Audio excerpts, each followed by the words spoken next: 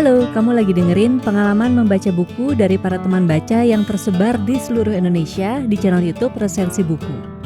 Kalau misalnya kamu juga tertarik nih untuk menceritakan pengalaman membacamu, tulisin aja di kolom komen atau bisa DM langsung ke Instagram di @podcastresensibuku. Selamat mendengarkan! Mau keliling dunia dalam 3 bulan hanya naik kapal? Bisa nggak sih? Halo teman-teman bibliofile, saya Sylvie dan mari berpetualang dengan buku Around the World in 80 Days. Around the World in 80 Days atau Berkeliling Dunia dalam 80 Hari adalah buku fiksi yang ditulis oleh Jules Verne pada tahun 1872. Buku ini adalah salah satu buku terbitan Gramedia Pustaka Utama dalam serial Inggris klasik, yaitu serial buku-buku lawas, tetapi yang keseruannya tidak lekang oleh waktu. Secara fisik, buku ini berdimensi 18 x 11 x 1 cm, cukup kecil dan sangat kompak. Buku ini sampulnya paperback sehingga bukunya juga tidak berat. Tetapi, kalau beli buku ini, jangan lupa disampul ya teman-teman, supaya covernya jangan rusak. Buku Around the World in 80 Days mengambil latar di Inggris pada tahun 1872, di mana kita bertemu protagonis utama kita yaitu Mr. Phileas Fogg. Mr. Fogg atau Tuan Fogg adalah tipikal pria yang hidupnya sangat terstruktur.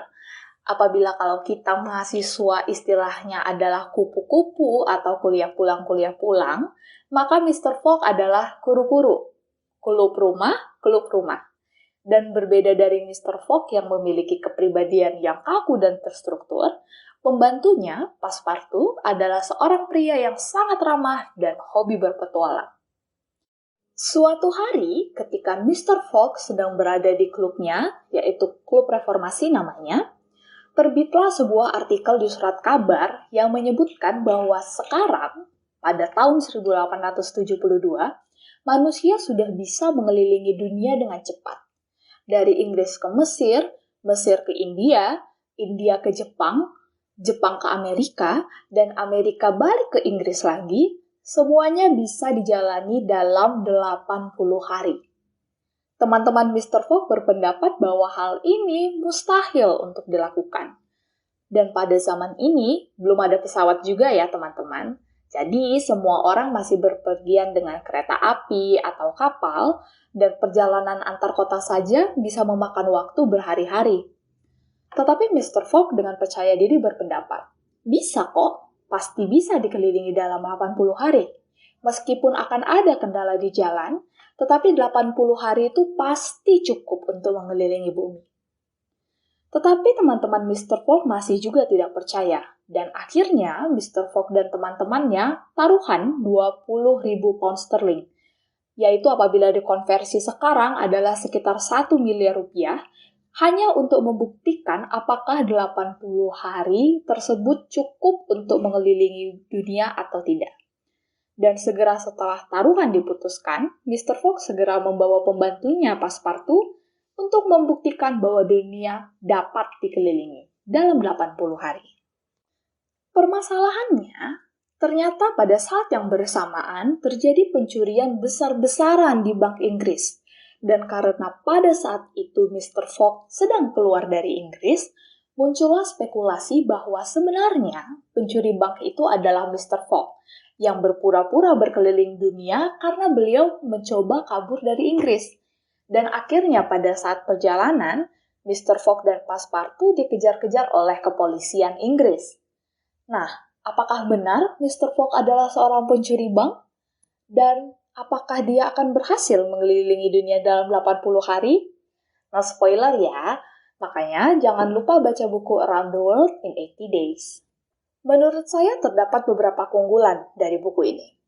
Yang pertama, secara fisik buku ini kecil dan ringan.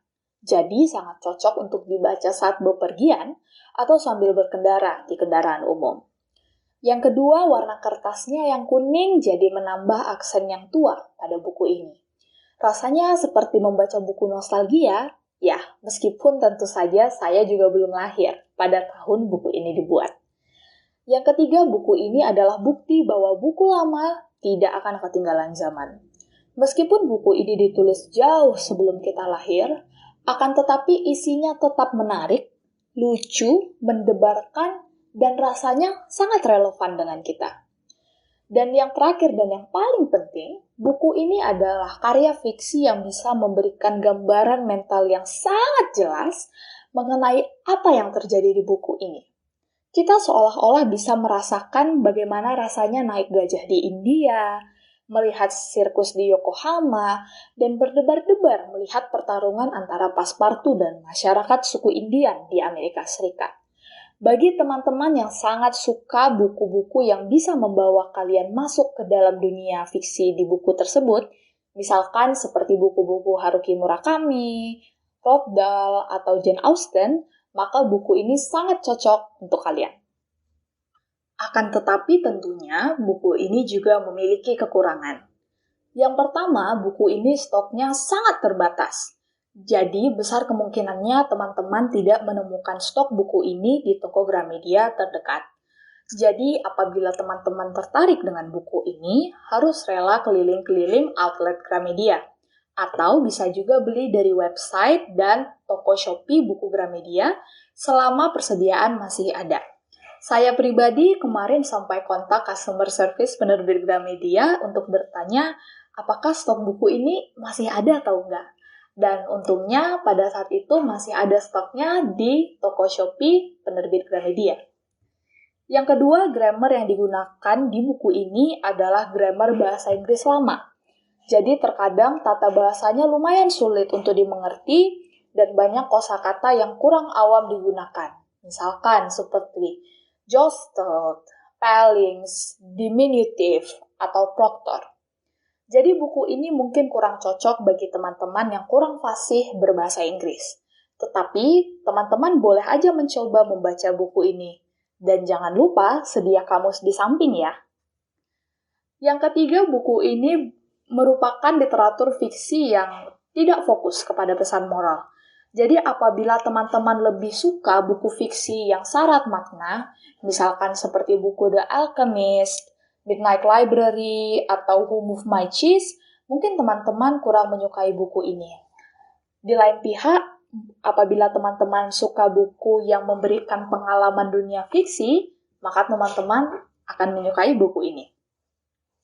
Dan yang keempat, karena buku ini mengambil latar tempat di tahun 1800-an, maka kita diminta untuk sedikit banyak mengerti mengenai apa yang terjadi pada masa ini. Misalkan apa itu sistem kolonialisme, konflik masyarakat adat dan masyarakat modern, hingga etika-etika yang digunakan masyarakat Inggris. Bila tidak, mungkin pada beberapa bagian buku ini akan terasa membingungkan. Buku ini adalah salah satu buku yang saya baca selama masa pandemi. Buku ini menjadi angin segar bagi kita yang tidak bisa bepergian selama masa pandemi, karena sebagai gantinya kita diajak bepergian keliling dunia dengan Mr. Fogg dan Passepartout. Ritme alur pada buku ini juga sangat bagus dan dapat memacu adrenalin kita di saat-saat yang tepat. Jadi buku ini sama sekali tidak membosankan untuk dibaca. Sedikit sentilan cerita lucu, Passepartout adalah seseorang berkebangsaan Prancis. Dan saya sendiri tidak bisa berbahasa Prancis. Dan mungkin teman-teman juga tahu bahwa pengucapan kata-kata dalam bahasa Prancis itu agak aneh ya. Jadi saya dari awal hingga bukunya selesai dibaca, nama protagonis kita saya sebut sebagai Passepartout dan bukan Passepartout. Jadi bagi saya pribadi ini menambah momen komikal tersendiri di buku ini. Jadi bagi teman-teman yang tertarik baca, jangan salah sebut lagi ya nama Passepartout, kalau enggak Passepartout-nya malah marah ke kita. Salah satu kenapa saya membagi mengenai buku ini dengan teman-teman adalah karena saya suka sekali dengan buku ini. Membaca buku ini adalah ibaratnya seperti naik roller coaster. Mungkin saat naik kita akan teriak, kita nangis, bahkan ketawa. Tapi setelah selesai, kita semua pasti nagih mau naik lagi. Dan setelah saya menyelesaikan buku ini, saya juga ketagihan, ingin balik dan membaca buku ini lagi dan lagi. Dan seperti yang dikutip oleh penerbit Gramedia Pustaka Utama di buku ini, Fortune favors the brave. Jadi, jangan lupa ya untuk menjadi pemberani dan mari berpetualang bersama Phileas Fogg dan Passepartout di petualang-petualangan mereka. Dan sekian, sampai bertemu di episode selanjutnya. Dadah!